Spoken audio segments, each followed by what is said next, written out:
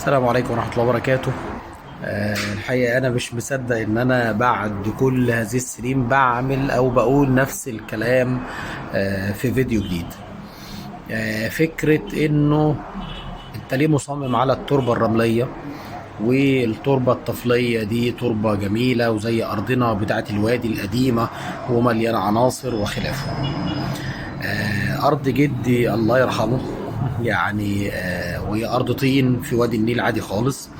المسافة من المروة أو من الري لغاية المصرف اللي معمول 120-125 متر.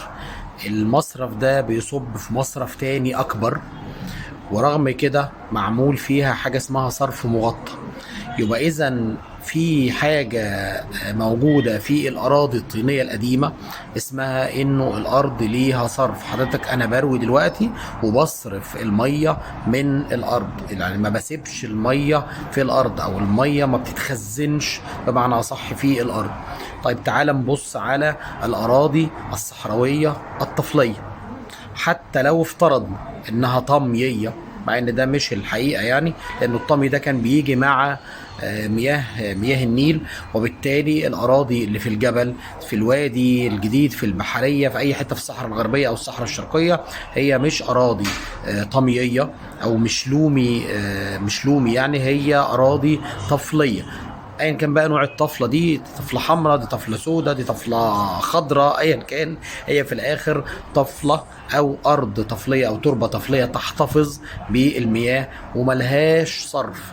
فبالتالي حضرتك لما تاخد نوعيه الارض دي هيبقى عندك مشكله كبيره في الصرف، حاجه عندك مشكله كبيره في انه في حاجه اسمها مستوى الماء الارضي يزيد، او معنى صح الجذور تبقى عايشه تقريبا في الميه، ودي مش حاجه كويسه بالنسبه لاي زرعه او حتى اي شجر. وبالتالي احنا لما بنروح ناخد نشتري ارض قدامنا حل من اتنين عشان الامور تكون واضحه. يا اما عندنا ارض تربتها فيها صرفها ممتاز، او يكون معمول لها مصارف. طيب هل في اراضي في الجبل بيتعمل لها مصارف؟ الحقيقه لا، لانه مفيش شبكه اصلا صرف زراعي موجوده في المنطقه ككل زي وجه بحري. وبالتالي لما اروح الجبل او لما اروح اراضي الاستصلاح ادور على التربه اللي نفاذيتها عاليه واللي صرفها ممتاز، وبالتالي اتفادى فكره انه الارض ما تبقاش فيها صرف بعد شويه تملح وتسبخ وتبقى غير صالحه للزراعه.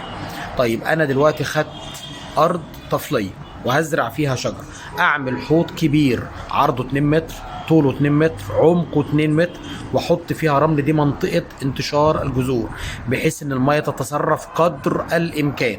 طيب انا خدت تربه رمليه اصلها من تحت رمليه، مش وشها بس رمل ومن تحت طفله، وبعدين عايز ازرع فيها شجر وعايز ازرع فيها محاصيل وعايز الارض خصوبتها تزيد. ممكن ازود فيها شويه طفله في اول 20-30 سم، ما عنديش مشكله. ممكن اسمدها بكميه سباخ بلدي او كومبوست زي ما حضرتك تحب، وانا شخصيا بفضل السباخ المكمور يعني، واجيب انا سباخ واكمره مش اجيبه جاهز، بحيث ان انا ازود خصوبه التربه وازود شويه احتفاظها بالميه. طيب هل في تربه رمليه بتحتفظ بالميه؟